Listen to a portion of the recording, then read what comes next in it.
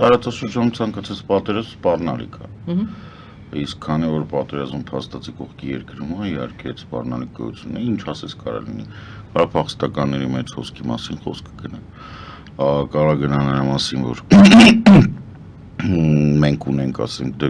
ակնհայտ է, չգիտեմ, մի հատ երկու հատ հրթիռ փախնի մենք տեսել ենք Ուկրաինայի դեպքում, ոնց է Լեհաստանի տարածքում են գնում, Ռումինիայի տարածքում են գնում։ Բացի դրանից իհարկե չի կարելի բաց թողել այն փաստը, որ կարող է գնահատվում, որ Իրանի թուլացումը Ալիևը գնահատի որպես բան հնարավորություն, չնայած ես դրան չեմ հավատում, որ նա իհարկե Իրանի ղեկավարության խոսույթը բավականին կոշտ էր,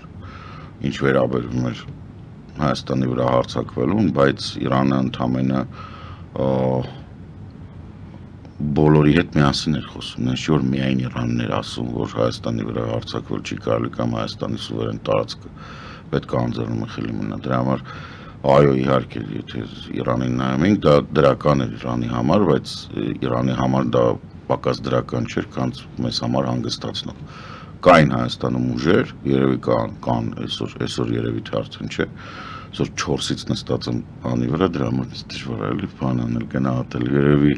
մինչև այսօր առավոտյան 4-ը կամ գիշերվա 4-ը ոնց հարմար է, կային ուժեր, որոնք հավատում էին, որ Հայաստանի անվտանգությունը ապահովում է Իրանը գործոններից մեկն է։ Իրանը կարևորագույն գործոններից մեկն է։ Հիմա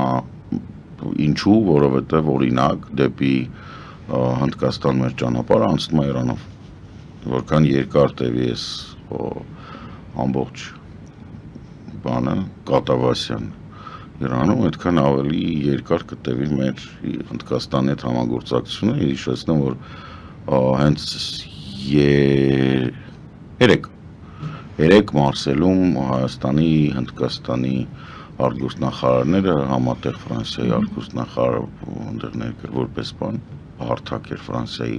կողմը տրամադրել, խոսում էին նրա մասին, որ Հայաստանը պետք է միջնորդ հանդիսանա Ֆրանսիայի եւ Հնդկաստանի մեծ հաշվով Եվրոպայի եւ Հնդկաստանի միջև։ Այսինքն այդ տարածքը որպես այդպիսին Եվրոպայից դեպի Հնդկաստան ինքը գծված է, ինքը լինելու է, անկախ նրանից Իրանի հետ ինչա կատարվելու, բացի դրանից չգիտեմ, ես գիտեմ Արմենը ինչ նկատի ունի, շատ բաներ կան, որ չգիտեմ, կարամ եթերում ասեմ թե ոչ, իրանք տենց առաջնային վտանգ չեն պարունակում իրանց մեջ, բայց երկարաժամկետ պլանավորումը Հայաստանի այսօրվա իշխանությունները տեսնում էին 3+3 ֆորմատով, որը տեսակ, որ ոչնչացավ։ Դա ակնհայտորեն գործող իշխանությունների համար լրջագույն խնդիր է, որովհետև իրենց 3+3 ֆորմատը հիմնում է նրա վրա, որ Իրանը տարածաշրջանային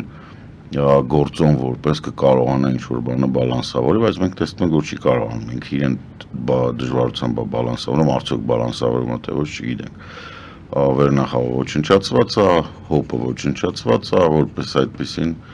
օդային գերակայության թեման Իսրայելը լուծել է եւ որպես արդյունք օգտագործելով այդ օդային գերակայությունը կարա Իրանի նույնիսկ եթե ոչ օբյեկտները, որովհետեւ ասենք գիշերվա ժամը 5-ից իրանք խոսում են Նաթանզի միջուկային ռեակտորի ոչնչացման մասին։ 5-ին գրեցին, որ ամբողջությամբ ոչնչացված է, այստեղ որ գալիս էի ժամը 15 րոպե առաջ ասեցին, որ նորից գնում են խփելու, այսինքն ես չգիտեմ, եթե ոչնչացված է, ինչ են խփում։ Ստեղ էլ մի քիչ բան կա, հա, մենք իրականում Իրանը փակել է նաև տեղեկատվական դաշտը եւ մենք լավ չենք պատկերացնում այնտեղ ինչ է կատարվում։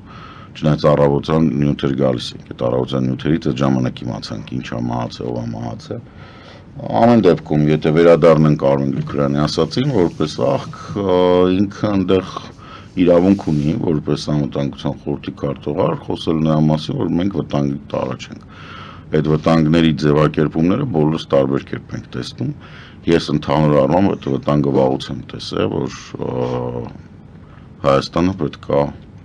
հեռու խաղա Ռուսաստանից, Հայաստանը պետք է 4 տարի առաջ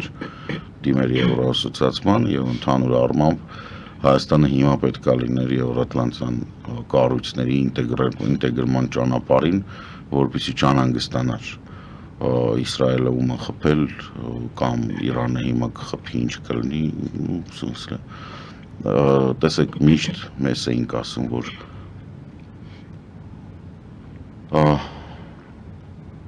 երկիր, որը ոչ մի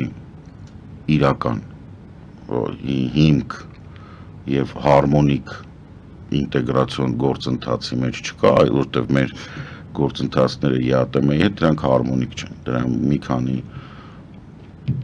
սուպեր դախլչի ընտանիքների շահերից են բխում,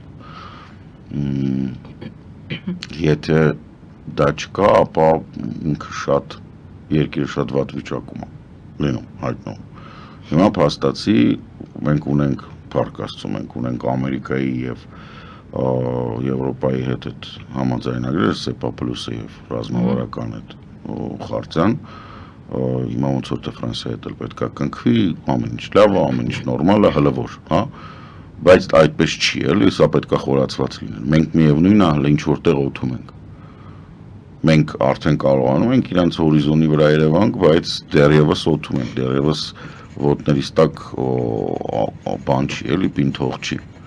Ինչ-որ սողացող ավազներ են։ Մարդ պետք է լինի շատ անգրագետ, որպեսզի դրանից մտահոգվի։ Եկեք ճիշտն ասենք, հա։ Մտահոգվեք, թե չմտահոգվեք, միակ բանը, որ դուք կարող եք անել, այդ յոդ ունենալ տանը։ Մարդիկ պետք է քննարկեն եւ անհանգստանան այն բաներից, որոնց քննարկումը եւ անհանգստությունը կարող բերի ինչ-որ հետևանքների։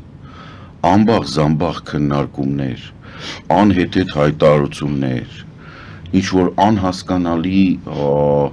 վտանգների ստեղծում դատարկ տեղը ուղղակի վտանգ ստեղծելու համար, վարկանիշ հավաքելու համար, անհիմն ինչ-որ հայտարարություն, տեսեք, եթե միջուկային արտանետումների մասին է խոսքը, ապա բոլոր հարվածները հասցվել են Իրանի այն տարածքներում, որտեղից այս կողմ քամի չի փչում, իրանք լեռնաշղթաներից հարավ են, այսինքն այդ քամիները, որոնք գալիս են, իրանք այս կողմ չեն գալիս, ընդեղից ստեղ մենք քամի չունենք, ինքը կարա պտտվի, չի կարա, որովհետև թե պարսկահայկը և թե վասպուրականը, որոնց տարածքով ինքը պետք է գա, մտամ թե իրանք շատ ավելի բարձր են, քան փայտակարանը, որով ինքը կարա գա մտնի ու ավելին, եթե ինքը մտավ, ինքը մտնելու Ադրբեջան, ինքը մեզ մոտ չի մտնելու, քամիները տենց են փչում, ուզում եք մեջտեղներից ճաքեք, չէ, ես հասկանում եմ, որ շատ հարմար է ամբաղ-զամբաղ անիմաստ բաներ խոսալ, ստեղծել բան, տեղեկատվական առիթ, հետո վազել ես հեռուստացույց ու բան լուրջ դեմքով խոսել նրա մասին, որ գիտեք, մենք այսպիսի պանիկայի մասին։ Չէ, պանիկա չի, մարդիկ աչոք են հավաքում, ինչ պանիկա, պանիկան ընդամենը զուտ դրա համար, հա։ Դե ովքեր որ ասում են, հա, իհարկե։ Ինչ պանիկա, տեսեք, այդ այն պանիկան չի, էլի, որը կարաս ասես, ահա, ասեցի չեղավ, դե լավ ոչինչ, չէ։ Նախ եւ առաջ ես ասում եմ, որ բոլորը հասկանան, որ եթե տենց վտանգ լինի, ոչ մեկ, ոչ մի տեղ չի հասցնի փախնի։ Մոռացեք, որ ինչ-որ մեկը կհասցնի ինչ-որ տեղ փախնի։ Այդ այն տարբերակը չի, որ կարող է ինքը բան է, էլի գամա չառագայթում ունես չի, որ դուք տենց կարակ ինչ-որ վազելով գնաք, չէ։ Այտենց որ եղավ ոչ մեկ, ոչ մի տեղ չի փախնելու։ Դրա համար պետք է տանը յոդ ունենաս, չգիտեմ, ինչ-որ բան թաքստոց ունենաս, այն ինչ-որ սովետական այդ բանի նախնական ռազմական պատրաստության գրքերում գրած է։ Ուրիշ տարբերակ չկա դրան, այդ հիմար բան է։ Ես դրա համար եմ ասում, ինչ-որ հայտարարվել էր Իսրայելը, որ ժամը 4:30-յանի խփել էր 5-ին ասեց, զրոյացրել եմ, վերացրել եմ, մի քիչ ժամ առաջ ասեց, որ նորից եմ գնում խփեմ այն ինչ-որ վերացրել էի։ Հասկանում եք, կեսը սուտ է, մյուս կեսը պոնտ։ Երկու կողմից էլ։ Նախ եւ առաջ նույնիսկ բանը ինքը կարա հոպը վերացնի, ինքը կարա վերացնի հրթիռային կայանները, որոնցով խփում են, կարող են խփել Իսրայելին, բայց գետնի մեջ թաղված այդ բաների վերացնելու, ռեակտորների վերացնելու հավանականությունը Ну, սենց ասեմ, ինքը այնքան բարձր չի եւ այդքան իմաստ չունի։ Մենք եթե ուզում եք որ ռեակտորը կանգնի, իրան հազարումի ձև կա։ Հիմա որ սա Իրանով Մոսադի ագենտուրան է վազվզում, դրան ես հավատում եմ։ Այն որ հոպը վերացրել են փաստ է։ Այն որ բայց բուն իսրայելական ալիքները գրում են որ վերացված է արևմտյան Իրանի հոպը եւ ռադարները։ Իրանք չեն հավակնում նրան որ ամբողջությամբ վերացրել են։